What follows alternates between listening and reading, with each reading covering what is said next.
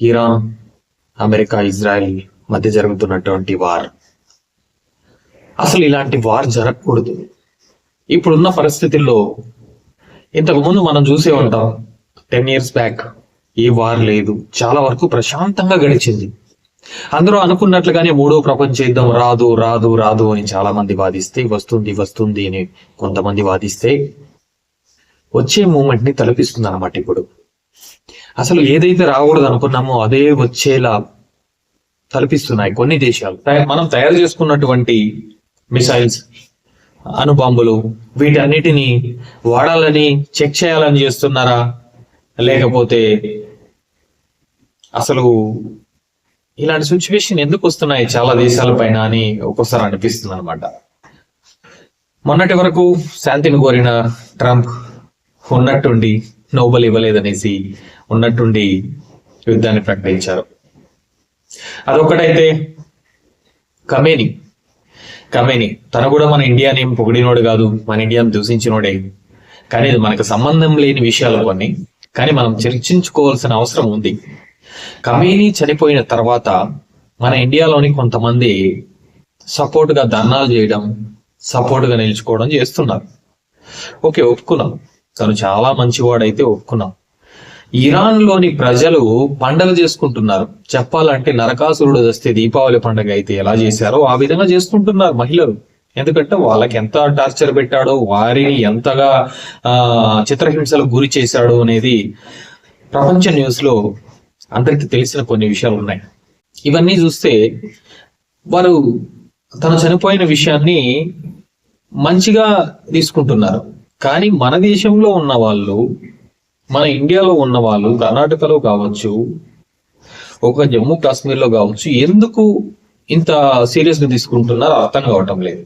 ఎందుకంటే మనకు సంబంధం లేని విషయం. ఇంకో విషయం చెప్పాలంటే, మొన్న బంగ్లాదేశ్ లో ఎంతో మంది హిందువుల మీద ధర్నాలు చేస్తే ఎవరు స్పందించలేదు. అసలు పెద్దగా ఎవరు స్పందించలేదు. ఈ వాట్సాప్ లో, ఈ గూగుల్లో, షార్ట్స్ లో, రీల్స్ లో చూసామే తప్ప ఎవరు దానిపైన పెద్దగా స్పందించింది, దానిపైన ధర్నాలు చేసింది, దానిపైన ఏది చూడలే మనం. ఎందుకంటే మన దేశం కాదనే ఒకే ఒక ఇది. కానీ ఇప్పుడు ఎందుకు ఎక్కడో ఉన్న ఇరాన్, సంబంధం లేదు, మనకు సంబంధం లేని ఒక దేశం. ప్రతి దేశానికి ఒకదానికి ఒక బిజినెస్ సంబంధాలే తప్ప పెద్దగా సంబంధాలంటూ ఏది ఉండవన్నమాట. ఏదో కొన్ని దేశాలతో తప్ప, చాలా దగ్గర వరకు ఉన్న దేశాలు తప్ప వీటితోనూ సంబంధం ఉండదు. కానీ ఇక్కడున్న వాళ్ళు ఎందుకు సంబరాలు చేసుకుంటున్నారు అని కూడా ఆలోచించుకున్నా, ఇక్కడ ఉన్న వాళ్ళు దాన్ని పెద్దగా తీసుకొని ఇక్కడ ధర్నాలు చేయడం మొదలు పెట్టారు. అదేవిధంగా పాకిస్తాన్ లో ఉన్నటువంటి కొంతమంది ముస్లింలు అమెరికాకు సంబంధించినటువంటి ఒక ఆఫీసులు ఉంటాయి కదా, అక్కడికి వెళ్ళి ధర్నా చేస్తే మొత్తం కాల్చి పారేశారంట. చూడండి, ఎందుకంటే ఆ దేశ గవర్నమెంట్ స్పందించలేదు. మొత్తం ముస్లిం కంట్రీసే కావచ్చు, స్పందించలేదు. మనకి ఎందుకులే, ఇది మనది అనుకుంటే వాళ్ళు సరిపోయేది. కానీ ప్రజలు అమాయకంగా, వీళ్ళు తెలుసో తెలియకో చాలా మంది ప్రాణాలు పోగొట్టుకునే పరిస్థితి తెచ్చుకుంటున్నారు. కానీ మన ఇండియాలో అలా జరగదులేండి, కొన్ని కంట్రీస్ లోనే అలా జరుగుతుంది. ఆ విధంగా ఇప్పుడు కర్ణాటకలో ఉన్న వాళ్ళు కూడా నేను కొన్ని వీడియోలు అయితే చూశాను. మాకు చాలా బాధ అవుతుంది, మాకు ఇలా జరగకూడదు. ఓకే, బాధ అవుతుంది. కానీ ఇరాన్ చుట్టుపక్కల ఉన్నటువంటి ముస్లిం దేశాలు, కువైట్ కావచ్చు, దుబాయ్ కావచ్చు, చాలానే ఉన్నాయి. ఇలా అందరికీ తెలుసు.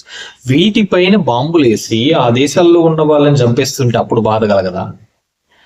అతను ఒకడే చనిపోయింది అనుకున్నాం, ఇక్కడ 100 మంది ఇక్కడ చనిపోయారు కదా. అదే దేశం అమెరికా పైన వేయలేదు బాంబులు, పక్కనున్న చుట్టుపక్కల ఉన్న ముస్లిం దేశాల పైన వేసాడు అనమాట. వాళ్ళ మీద బాంబులు వేసినప్పుడు ఎందుకు స్పందించలేదు? స్పందించడం అనేది వారి హక్కు. మన దేశంలో ఎలా అంటే ఎవరికి తగినట్లు వాళ్ళకి స్వతంత్రం అనేది ఉంది, ఎవరైనా ఏ విధంగా అయినా స్పందించవచ్చు. కాబట్టి వారి స్పందన వారి ఇష్టం అనమాట, దానికి ఎటువంటి అడ్డంకులు ఉండవు ఇక్కడ. కానీ మన దేశం, మనం ఉన్న కంట్రీ, మనకు బాధ వచ్చినప్పుడు మనం స్పందించాలి తప్ప అవతల వ్యక్తి ఓకే బాధపడదాం, చేస్తున్న తప్పు ఉందాం, దానికోసం ధర్నాలు చేయడం, మన దేశంలో ధర్నాలు చేసి మన దేశంలో రాస్తారోకాలు చేస్తే ఏం ప్రయోజనం? మనకు నష్టం, కానీ వారికి ఏం నష్టం లేదు కదా. లేకంటే మనం ఇక్కడ రాస్తారోకాలు ధర్నాలు చేస్తే వారు యుద్ధం నిలిపేయరు కదా, అమెరికా నిలిపేయదు కదా. 2 దేశాలు ఒకదానిపైన ఒకటి దాడి చేసుకుంటూనే ఉన్నాయి. ఏది శక్తివంతమైన దేశమో ఆఖరికి తెలుస్తుంది అంతే. ఇప్పుడు మనం చూస్తూనే ఉన్నాం, రష్యా ఉక్రెయిన్ కొన్ని సంవత్సరాలుగా జరుగుతుంది యుద్ధం, అవునా కాదా? దాని గురించి ఎవరు స్పందించలే కదా అప్పుడు. ఇలా ఉంటాయన్నమాట. కానీ మన దేశం ఫస్ట్ మన దేశం గురించి మనం ఆలోచిద్దాం, వేరే దేశాల గురించి తర్వాత చూద్దామని చాలా మంది అనుకుంటే మంచిది.